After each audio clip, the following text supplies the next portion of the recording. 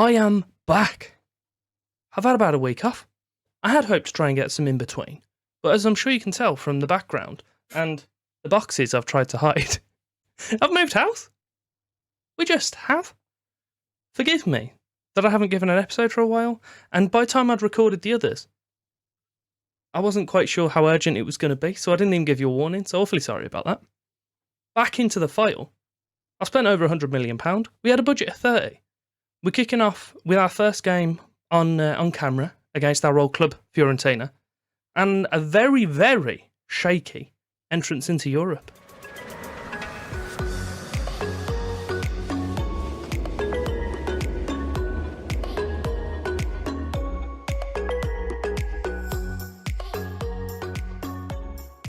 Welcome back. I believe it's episode 6 of the Atalanta portion of this year's Doleboy. I am incredibly rusty now. Please forgive me. We've signed a lot of players, which I'm going to run you through. We've sold a few players, which I'm also going to run you through. We've played 2 games in the league, picked up 2 wins. We are unbeaten, I believe, at the moment, which is good. And we've also got a European group after our, as I say, shaky entrance, because we had to go through the first knockout round. I didn't want to come back for it because I wanted to get the whole transfer window done. And it did line up with Fiorentina, who were our old team. So we'll go into that. I'll show you what we've been up to. What should we do? We'll go to transfers first, then I'll go into the games. You can't see anyone at the moment who's a new player, I believe. So we haven't done any big madness yet. But there is one signing that you may not be too happy with how much money I've spent on our left back. We'll run through our sales first. To kick off, Ferran Torres. Before we run into it though, properly, if you could do me the favour of liking and subscribing, show your support on the channel, and your support for the new background that I'm definitely going to change. This, first of all, needs to be on the wall, but I don't have a drill which can drill into holes into walls, which I need to sort out. So, this is all going to change. All this madness. It's going to change completely. I've got distracted mid-plug. Like, subscribe, give the bell a little tickle, and it will show you exactly what's going on when the videos are uploaded. Ferran Torres. He didn't play much last season. He's gone over to Juventus for £25 million, a £4 million profit for the club. He played 27 times last season. That was quite a few times, actually. And he played quite well. But he's gone.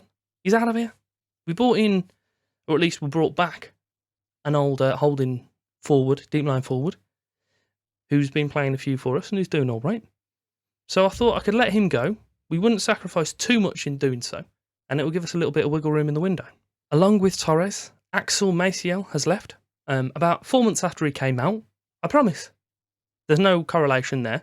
It's just an unhappy coincidence. He said he wanted to leave. He's gone to Leipzig for a dizzying 16.75. He actually came through our youth. Did not realise that, to be fair. So I was unhappy to let him go, but I had ideas of what we could do with that holding mid position, and he hadn't been great, he'd just been good. So he might step on in the next few years with Leipzig, and I'll probably come to rue the actual sale of him. And the final of our 3 major sales, Mickey van den Ven, who to be honest, I did like him. Thought he was a good player. Annoying that I couldn't really play him centre back so much. He played left back quite a bit, and he's not the player to play left back. He's a centre back, and when he did play centre back, he didn't do that good. So we've let him go, not for a lot of money. Again, 19.5. I'd liked a little bit more, but he's played twice for Barcelona, got a 7.15. So he's doing good for them at the moment. Unfortunate to see him go, but again, I've brought in players to replace him. Mostly being that left back I was talking about. We'll get onto it very shortly. And just to cover the players on the out, Adriel. We haven't sold him, but we have loaned him out to Fiorentina. He's getting a nice little bit of game time out there, while Franz Berger, he's our number 1 at the moment. He's doing all right. He's played 2 games for him at the moment, got a 7.35. Obviously, he's not going to be playing this game. He might do, actually, because it's Italy and they have silly rules. Can play against his own team. He is going to be playing this game, so both the goalkeepers in this game that we're going to see today are owned by ourselves. Hopefully, he doesn't do fantastically in this game. Our ins will kick off with Lassana Diallo. He's came in on a free. Decent cover at right back. Can cover centre back as well, but he's only 5'10".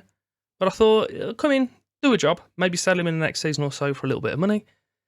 Or what he could do is actually challenge up that right side and become our number one, which it's not unlikely. His stats are pretty strong. Along with Jarlo, Federico Suarez has came into us on a free also. This is from Lyon. I tried to get him towards the end of his contract, and there was kind of a bug, because he said that he only wanted I don't know, I think it was, what's he in the end, breakthrough prospect. This is exactly what he wanted. I offered it him, and he rejected the contract straight off the bat, which was odd.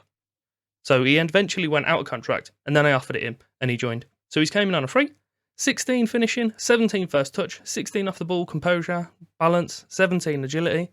Pretty strong player, especially on a free. Another signing for us, Daniel Ahmad has came in. Again, a right back. A little bit more expansive this time by the looks of this. We were playing him fullback support, so another little bit of cover out there on that right-hand side. He's came in for 1.7 million from Barcelona. 1.9, completely lied to you. He's played one game for us. Wasn't the best. But again, he should do good. A little bit of a challenge out there on that right-hand side. And we've got a few of our right-backs that are aging, so we're looking to replace them in the long term. And the final of our lower signings, should we say, the small signings, is Benjamin Favre. He's came in at the end of his contract.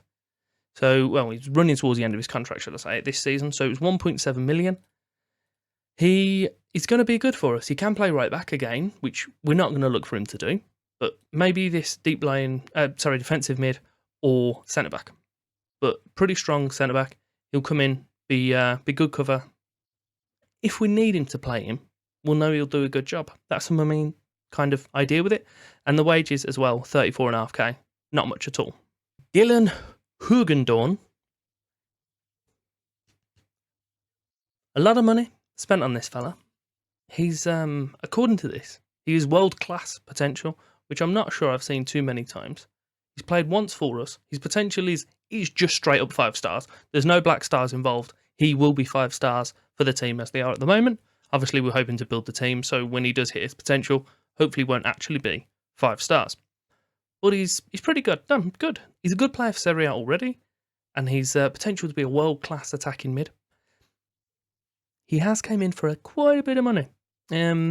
47 million from Sparta Rotterdam. Played once and got 2 assists, so he's done a good job at the moment.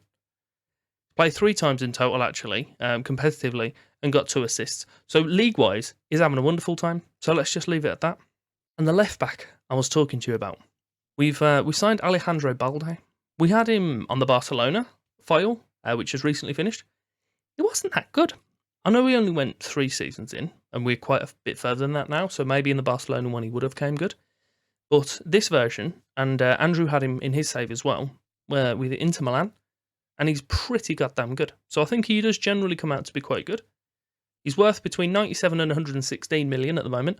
That isn't what I paid for him. Don't worry. I did pay 50 million for him though. I paid 50 million for a left back. It says that I spent 100 million. The vast majority of it was on those 2 players. So we brought in Hugendorn for 47, Balde for 50, and then along with that, we got Pavard and Ahmad for just over 3 million between them. So 101 million for the window. Outs, I don't believe there's anyone else that we missed. Charles Manda, and there's a bunch of youngsters that I just really couldn't care about. The first few games of the season, they could have gone better. Kicking off with our very first competitive game was against Levski Sofia. We were 2-0 up, 64th minute. I was thinking, happy days. Don't even need to be concerned about the second one. No recording there needed whatsoever. They then came back. Do you know what? I've just lied to you. They were 2-1 up. I'm awfully sorry. They came back and equalised in the last 10 minutes. Kind of made me a little bit nervous. First game of the season, league-wise, we played Hellas Verona with Esposito getting a brace. Followed it up with another game against Sofia, the return fixture. Alain Lacombe scored the winner for us in the 95th minute. 95. We nearly got knocked out by a Bulgarian team I've never heard of. Fortunately, that didn't happen, so we can move on. And our most recent league game was a 5-2 away win against Sassuolo. saw Esposito getting a hat-trick, and then Guida and Carlisle completing the scoring. So it's the 15th of September now. We have Fiorentina away from home. Let's mosey on down to the Artemio Franchi. Is theirs, if I remember rightly? That's exactly what it is. Let's go and see what Fiorentina have been up to.